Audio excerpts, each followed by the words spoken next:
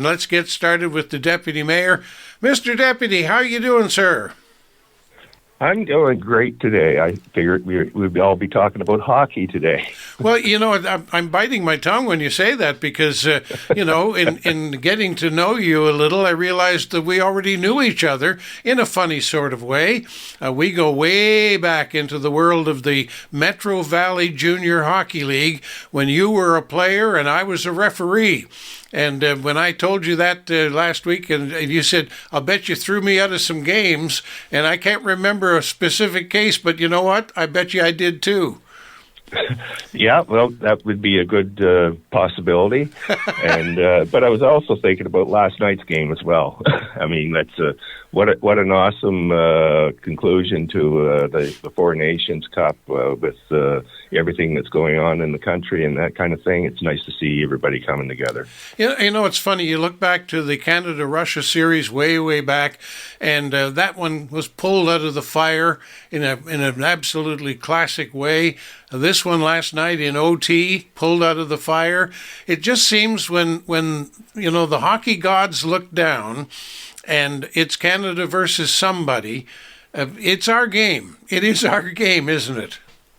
It is, and you can't make these scripts up. They just keep repeating themselves. We're not always going to win, but I'll tell you, when the chips are down, I have a lot of confidence that as a country, as players and teams, we have this cultural thing where we do come together, and I really enjoy that. It was a great night, and it takes me back to some of the days a long time ago when you were a referee and I was playing that type of thing. It was all the same thing. Everybody works with a common purpose. You got it. Listen, we'll put that to bed right away quickly with this question. How about someday we put aside a time to come on the program and you and I will reminisce about the old days of hockey, because we're talking about when Junior B hockey was the top drawer in Nova Scotia. It was the best of the best at the time, and you were very much a part of that. Would you like to do that someday? Absolutely. I'm forever running into guys like Jim Bottomley and Albert Gamble, Jim Cummings, and of course we have Mac Davis here, and there's just a ton of guys that we played against or played with, and we're always reminiscing, and they were kind of what we call the good old glory days, because there was no major junior back then. And, so very few people were going away to play. People were staying home to play, and great memories. I'd love to do that, Bill. We'll do it. We'll set it aside someday soon as well.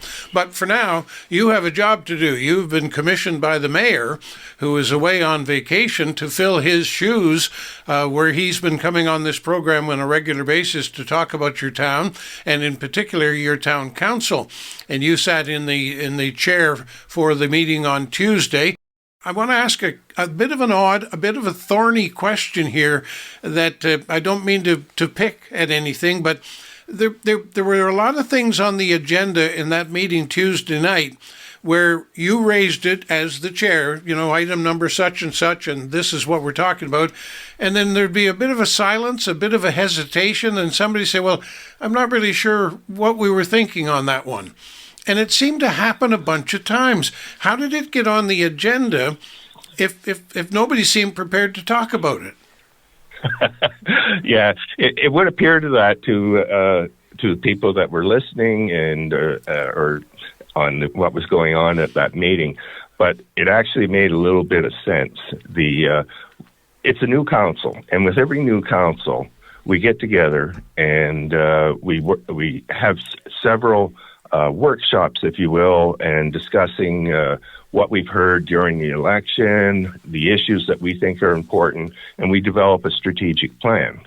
And the strategic plan which we developed, it was approved at a previous council, at the last council. But at that time, we put together a list of what the CAO referred to as other items that were not directly related to the strategic plan. So people were talking about a living museum. The conversation, someone had written down living museum. Someone had written down something about the military museum, and someone, different items were referred to. And so the CAO wanted to take it through the formal process, which is a more public, more transparent process, saying, okay, here's this issue, but we're not quite sure what whoever was saying that at the meeting, what we were getting at. And we're trying to clarify the items that we were going to move forward on and the items that really needed more clarification. And for example, I think there was one item on the agenda that talked about a special day. And so they said, let's go back and get this straightened out, and we'll develop some kind of direction for it at the committee of the whole. Because in the committee of the whole, that's where the real work gets done. That's where the debates take place. That's where we're collecting information, and we may ask the staff to go back and get more information so we can make a proper decision. On that particular one, they're saying, oh no, whoever it was, I think, that brought it up said, oh no, we're just saying that perhaps Amherst should have a real special kind of event that becomes kind of like a hallmark for our community. Years ago, we used to have the Amherst Blueberry Festival, for example. Oxford's always had the Oxford Exhibition. There's different types of events that communities are known for. And we have a very, very active community living staff group that do a full host of activities. This was not a reflection of what they were not doing. It was just that they just said, let's get something up that's really going to be kind of like a hallmark. So that was the end of pretty much of the discussion, and the community living staff that do such a remarkable job, they'll take that into consideration, put a package together. And we're trying to get all these things sorted out because next month and the month after, we'll be getting our capital and operating budget completed. And so all this has to feed into the operational budget. So, yes, I understand what you were saying, Bill, but it was just the staff wanted to make sure they had good, clear direction and clarification on a few items that came up. Some we just kind of put it aside and said, oh, that was more of a fleeting comment than a real item that we wanted to pursue. Well, thank you for that clarification. I was a little bit worried when I witnessed that. But indeed, the conversation did reveal some more meat on the bones, and some of those issues went on to further conversation and went on to become part of future agendas that will be dealt with, I'm sure. And some of them you talked about already. There's one you mentioned, reference to the military museum, and that raises the question, a sore point and an important point to me, the armory.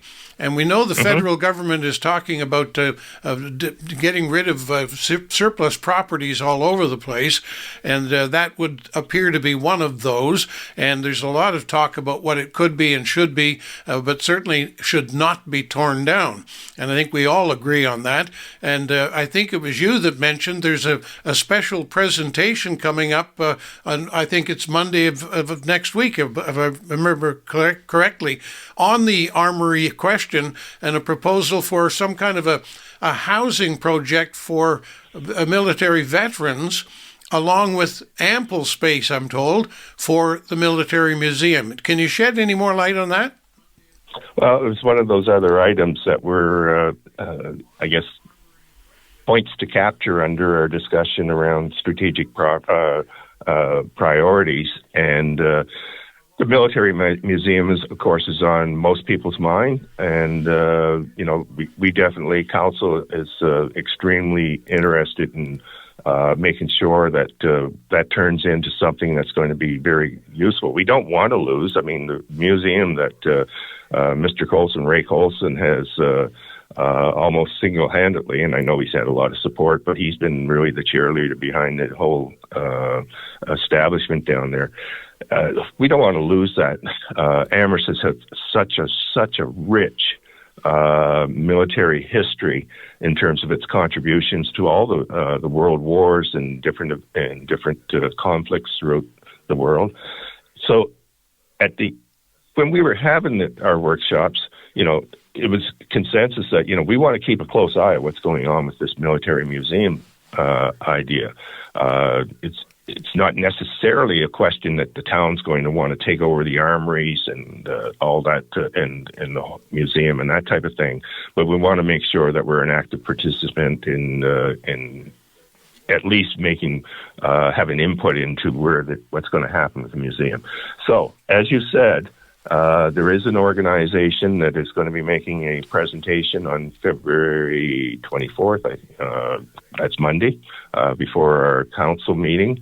And we're hoping to learn a lot more because we understand that this organization, as you said, have a plan. We understand they have the ear of the federal government.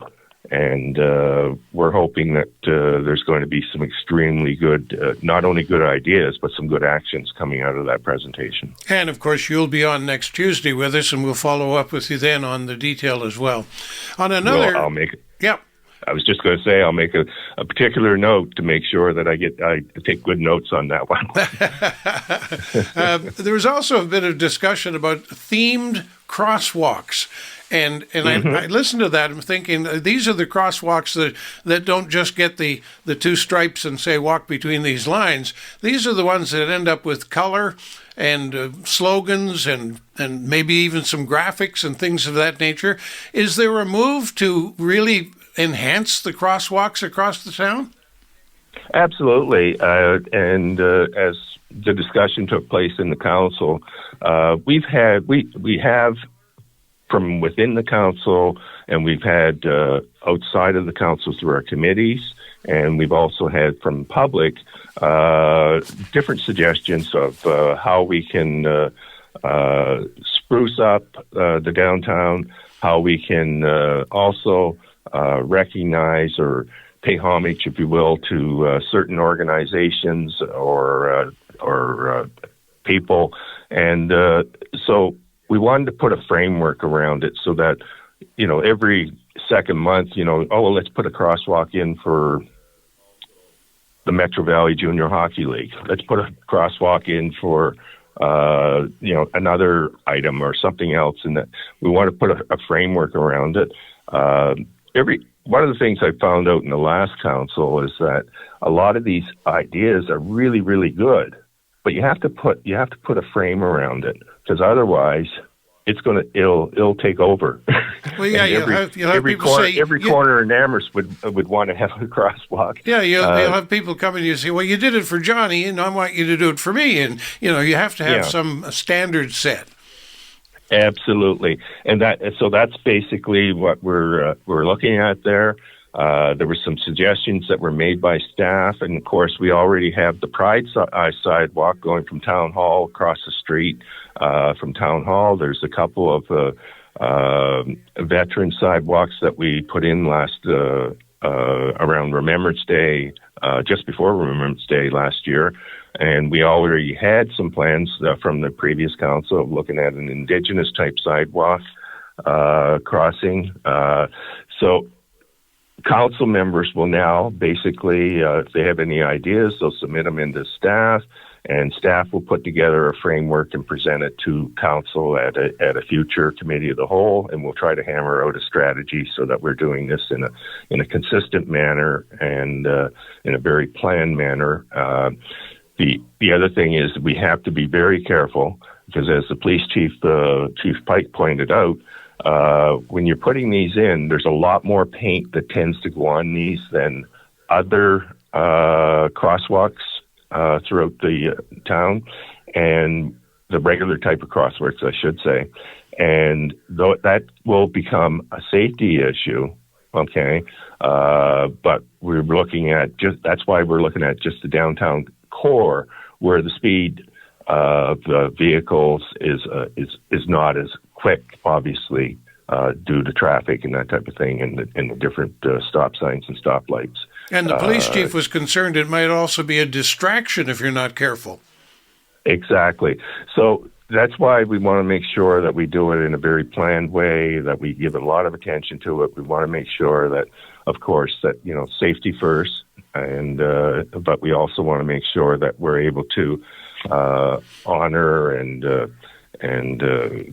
certain organizations, or not necessarily organizations, but certain groups of people that, like the veterans or Pride or the Indigenous people.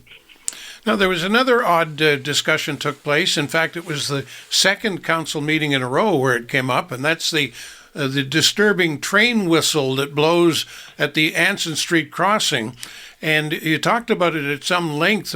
Apparently, despite the fact that it has the flashing lights and the crossing arms and all that, as do all the other railway crossings in the town, this is the only one where the train blows the whistle.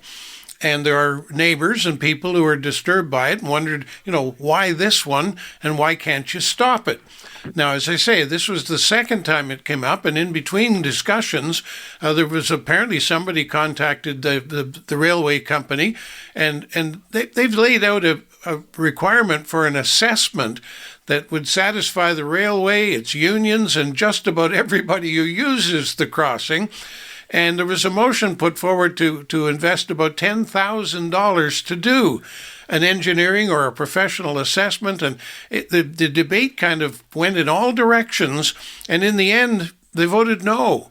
Why would it be so difficult if this one crossing has all the same safety gear as the other crossing? Why so difficult to simply stop blowing the whistle? I'm going to do my best to be extremely objective, wearing the acting mayor's hat, because the first meeting that it was brought up, I did bring that up in the first meeting due to people in the Southgate area of Amherst that had raised the issue with me and saying, like as you said, why do we have 4 of these crossings around town and we're the only ones getting the whistle? And so the idea was, when it was brought up a month or two ago, was that to give staff kind of a heads up so they can kind of investigate it and what's all involved in trying to get that changed. And in doing so, the director that it was tasked with, it's a little bit more complex. Dealing with there's a whole lot of stakeholders that are involved in the process. And so what he was suggesting is that, let's invest some money, get someone that really knows, because it's not something that the town deals with on a regular basis. And the complexity of it, perhaps we'll find someone, a consultant or someone with a background in engineering related to this, who can help wade us through this process. Well, as you heard, when it came back to council and they're saying, look, we would take 10 grand. We had the discussion. Actually, I thought it was, I wasn't clear, to be quite honest, at the end.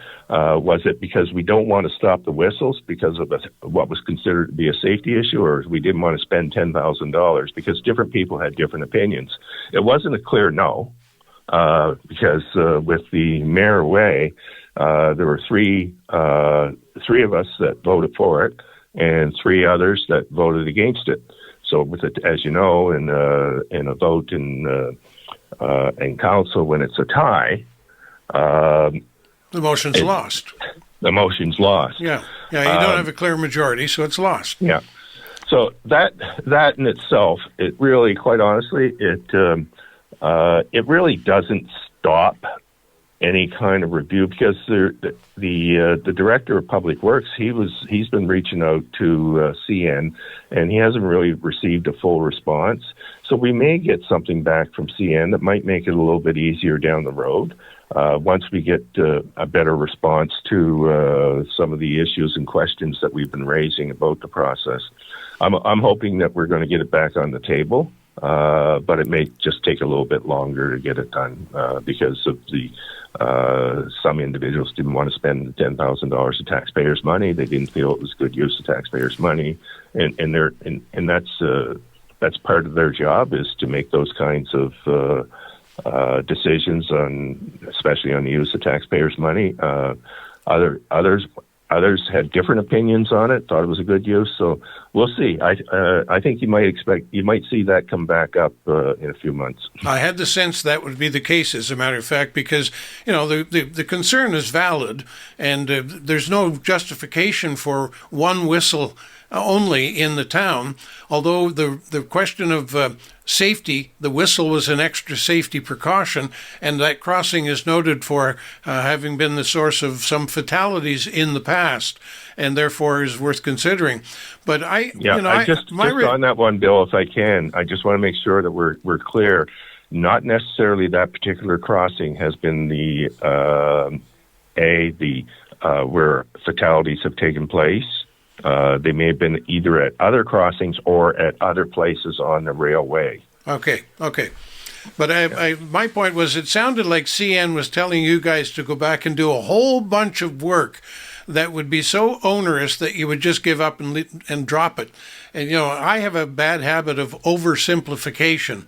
And my gut was wanting me to yell out during the meeting and say, just tell the railway to stop blowing the whistle or prove why they should, and put the onus on them.